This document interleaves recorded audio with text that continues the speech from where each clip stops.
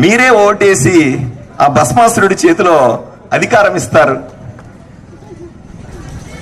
ఆయన వచ్చి మీ అందరి నెత్తి మీద చేతులు పెట్టి మిమ్మల్ని భస్మం చేస్తా ఉంటాడు. ఈ పరిస్థితి నుంచి ఎలా బయటపడతారు? బయటపడేయాల్సింది కూడా మీకే. అయ్యా, నేను చాలా ఊర్లో చాలా స్పష్టంగా అడుగుతా ఉన్నా, ఈ ఊరి ప్రజలను అడుగుతా ఉన్నా, అధికారం ఇచ్చింది మీరు, ఇబ్బంది పడతా ఉంది మీరు, దీంట్లోంచి బయటపడాల్సింది కూడా మీరే.